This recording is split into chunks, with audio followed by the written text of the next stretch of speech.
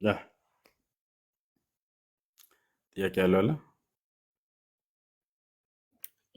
እኔ ነበረኝ ጥያቄ ኡስታዝ ሱ እሺ ጥያቄው ምንድን ነው? እስልምና የነቢያት ሃይማኖት ነው ተብሎ ብዙ ጊዜ ነው ተብሎ ክሌ የሚደረገው ነገር አለ።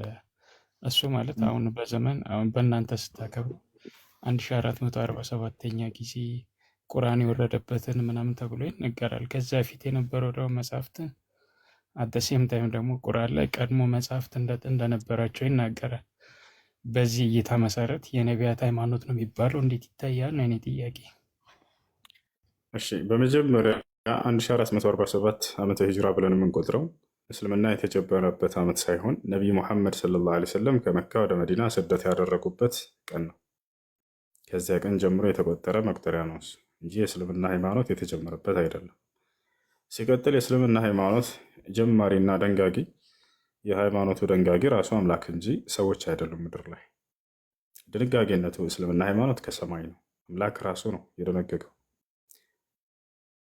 የመጀመሪያ ነቢይ አድርጎ ለዚህ ለእስልምና ሃይማኖት አስተማሪ የሚያደረገው አዳምን ነው።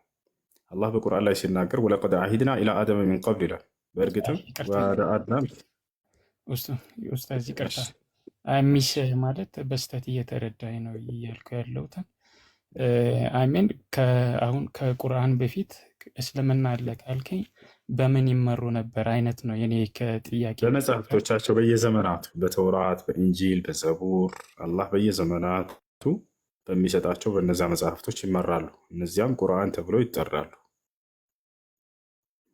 እነዛ ቁርአን ተብሎ ተጠቅሶ ወይም በታሪክ ደረጃም እንኳን ቁርአን ተብሎ ወይም ከቁርአን በፊት ኢስላም የሚለው አጠራር ከቁርአን በኋላ የመጣ ክሌም ነው እንጂ ከዛ በፊት ለነበረው ነገር በስክሪፕቸር ደረጃ ወይም በተጻፈ ነገር ደረጃ አሁን ታውራት፣ ዝቡር፣ ኢንጂል ከቋንቋ አንጻርም ሊሆን ይችላል። ሜይ ቢ ስለሱ አላውቅም እና ከዛ አንጻር ተጠቅሶ እንደዛ ሊጠቀስ ይችላል። ታውራት፣ ዝቡር፣ ኢንጂል ካሉ እነዛ የሚመሩበት እስልምና ለመሆኑ ኤቪደንሻል ወይም ስክሪፕቸራል የሆነ ነገር አለ። አምላክ አላህ ስብሐነ ወተዓላ እነዚያን ያለፉትን ተውራት፣ ኢንጂል፣ ዘቡርን ሲያወርድ የነበረው አምላክ ራሱ በመጨረሻ ዘመን ነቢይ ላይ ባወረደው ቁርአን ላይ በእነዚያ መጽሐፍቶች ባወረዳቸው የራሱ መጽሐፍቶች ላይ ምን ምን እንደነበር ነገረ።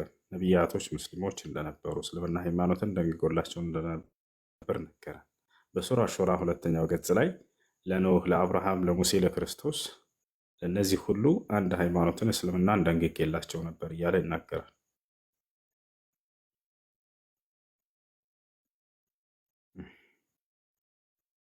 ሚቴን ሳላነሳ ነበር ሳወራ የነበረው እኮ አሁን እንትን የምትለኝ አሁን ከቁርአን ላይ ነው እንጂ የምትጠቅስልኝ ታውራት፣ ዝቡር፣ ኢንጂልን ጠቅሰህልኝ ነበር። ከነዛ አንጻር የምትጠቅስልኝ አይሜን ከነዛ ጠቅስልሃል። ከነዛ ለስተ እኮ ይቻላል። የምፈልገው እሱን ነው።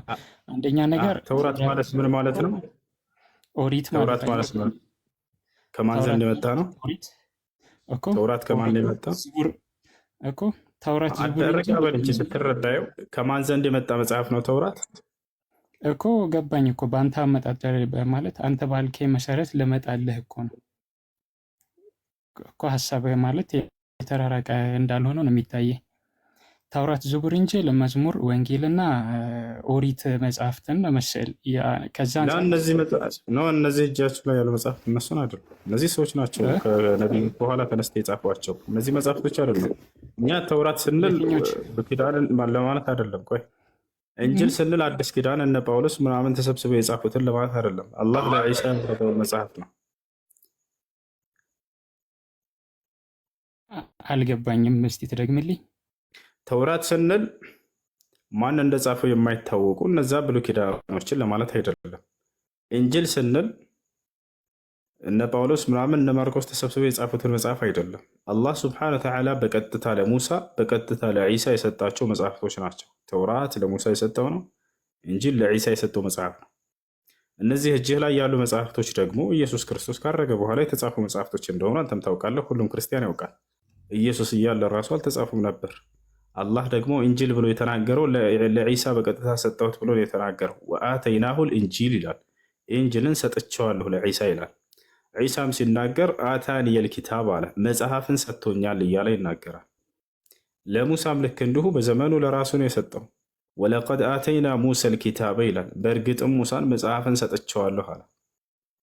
ስለዚህ ነው እነዚህ ግን በመጽሐፍቶች ማን ሙሳ እንደጻፋቸው አልተናገረም። መጽሐፍቶቻችን ላይ ራሱ ማን እንደጻፋቸው አይታወቁም። ስለዚህ እኛ ብሉይ ኪዳንና አዲስ ኪዳን እያልን አይደለም። ተውራትና እንጂል ስንል ጊዜ አላህ በዚያው ዘመን ለነቢያቶች ያወረዳቸው መጽሐፍቶች ናቸው እኮ። አንተ ባልከው መሰረት እንሂድ እንኳን ቢባል ራሱ አሁን አይሚን ሰጥቻቸዋለሁ መጽሐፍ ካለ እራሱ ጽፎላቸው ወይም የወረቀት ስክሪፕቱ የወረቀት ላይ አይሚን በፊት በነበሩ እነኚህ ጥቅልል ጽሁፎች ላይ በነዛ መሰረት ነው ጽፎ የሰጣቸው ወይስ መገለጥን ነው የሰጣቸው? መጽሐፍቶችን ሰጥቷቸዋል። መጽሐፍት ስትለኝ የተጻፈን ነው የተጻፈ ነገር ግን ያን ነገር አላህ ስብሐነሁ ወተዓላ ያወረደላቸው ግልጠተ መለኮት ነው። አሁን ለሙሳ ዓለይሂ ሰላም ምንድን ነው ከተባለ በራሱ በመለኮታዊ እጁ ጽፎ ሰጥቶታል። ወከተብና ለሁ ፊል አልዋህ ይላል። በሰሌዳውም ላይ ጻፍኩለት እያለ አላህ ስብሐነሁ ወተዓላ በጽላትም ላይ ጽፌለታለሁ እያለ ይናገራል። ያን አላህ ስብሐነሁ ወተዓላ የነገረውን ቃል በዚያ ላይ ጽፎለታል። ለዒሳም ልክ እንዲሁ ለዒሳ ዓለይሂ ሰላም በዚያው በምድር ላይ ያለ ለዒሳ ተሰጥቶታል መጽሐፍ። ለዒሳ የተሰጠው ግን አላህ ጽፎት ሳይሆን በዛው በዘመኑ ዒሳ ዓለይሂ ሰላም እያለ ከአላህ ዘንድ ግልጠተ መለኮት ራእይ ወረደለት። በዚያው ዘመን ተጽፎ ሰዎች ሲማሩበት የነበረ መጽሐፍ ነው። የሙሳን ነው በእጁ የጻፈው አላህ ሱብሓነሁ ወተዓላ። አጠቃላይ ያም ሆነ ይህ ተውራትና እንጂል ማለት እነዚያ መጽሐፍቶች እንጂ ዛሬ ላይ እነዚህ ብሉይ ኪዳን፣ አዲስ ኪዳን ተብሎ የሚጠሩት አይደሉም እኮ። አሁን እኮ ማለት ይቅርታ በመሀል ማለት ኢንተራክት እያደረኩ ነው መሰለኝ። ሶሪ ጥያቄን አሁንም ስፔሲፊክ ለማድረግ ስሞክርልህ አሁን ማለት ከመሐመድ በፊት እስልምና አለ ለምትለኝ ነገር አሁን ኤግዛክት ለሙሳ የተሰጠ በጽላት ላይ ተጽፎ የተሰጠ ነገር አለ አይደል? እዛ ላይ አላህንና ኢስላም የሚለው ነገር ስፔሲፊክ ወርድ ባይ ወርድ ቢኖር ሞር ኤቪደንሻል አያደርግም ይሆን ማለት ሞር ኤቪደንሻል ጽላቱ ጠፍቷል። ነገር ግን ጽላቱ ላይ የተጻፈው የቃሉ ባለቤት አለ አምላክ አላህ እያልኩ ነው። የሆነ ጊዜ ላይ የሚገደብ አምላክ አዳምጥ እንጂ ልጨርስልህ እባክህ እኮ። አይ ጽላቱ ላይ አዳምጥ እንጂ አታቋርጥ መካከል ነው። ቢያንስ አንተ መረዳት ባትፈልግ የሆነ ሀሳብ ከኔ ብትጠብቅ አታገኝም። ያንን ከታች ያለው መረዳት የሚፈልግ ሰዎች አለ። አዳምጥ አንዴ። አሁን ጽላቱ የተጻፈበት ሰሌዳው፣ ድንጋዩ፣ እንጨቱ፣ ጣውላው ምናምን አለ ወይ ከሆነ ጥያቄ እኛ ጣውላው ላይ ሳይሆን ጣውላው ላይ እዛ ከተጻፈበት ላይ ያለው ቃሉን ነው። ያ ቃሉ ባለቤቱ ያ እዛ ላይ የጻፈለትና የሰጠው አምላክ አለ እስካሁንም ድረስ። እርሱ በመጨረሻ ዘመን ነብይ ላይ በነብዩ ሰለላሁ ዐለይሂ ወሰለም በኩል ተናገረው። ያንን ለሙሴ የተናገረውን ቃል ማለት ነው። በዚያ በጽላቶች ላይ ጽፎት የነበረው ለዒሳም በኢንጂል ላይ ተናግሮ የነበረው አምላክ አለ። አሁንም እርሱ አምላክ በመጨረሻው ዘመን ነቢይ በኩል ተናገረ። ልክ ለምሳሌ አብርሃም፣ ይስሐቅ፣ ያዕቆብ ይባላሉ። እነርሱ ምን እንደነበሩ ምናምን ከእነርሱ በኋላ በመጣው በሙሴ ጽፎ ሰጠ። ተቀበል፣ ያንን አመንክ። ከአምላክ ዘንድ ነው ብለህ ስላመንክ ማለት ነው። ከዛሊክ ልክ እንዲሁ ያለፉትን ነቢያት ሁሉ አስተምሮና ቃላቶችን ሲያወርድላቸው ሲገልጥላቸው የነበረ አምላክ ያንኑ ቃል ለመጨረሻው ዘመን ነቢይ ለነብዩ ሰለላሁ ዐለይሂ ወሰለም ገለጠ። በዚያ ላይ ነቢያቶች ምን ብለው እንዳስተማሩ እናገኛለን። አብርሃም ምን አስተማረ፣ ሙሴ ምን አስተማረ፣ መሲሁ ምን አስተማረ እንዳለ በቁርአን ላይ ታገኛላችሁ። ያነሽ ውስጥ እዚህ ቅርታ ማለት እንድትጨርስ ስጠብቅ አንዳንዴ ጥያቄንም ስፔሲፊክ ለማድረግ ስትሞክር ብታደምጠኝ ደስ ይለኛል። ከተረዳኸኝ እያልኩ ያለሁት ማለት ከጣውላው ወይም ከድንጋዩ ምናምን ነገር አድርገህ ትንሽ አደባብሰህ ልታልፋት የሞከርከው ነገር አለ። እኔ ደግሞ ስፔሲፊክ ጥያቄ እንደዛች አድሬስ ያደረገ ነገር ላይ ነው። ኦብቪየስሊ ያ ጠፍቷል ወይ ቀርቷል ምናምን ብትል አይሚን የሆነ ነገር ከፈጣሪ የተሰጠ ነገር የሆነ የሚጠፋ ጠፊ ነገር አይነት ነገር እሳቤ እንዳያመጣ ነው የኔ እንትን አድሬስ ለማድረግ ወይም ትንሽ ለመጠንቀቅ እየሞከርኩ ያለሁት።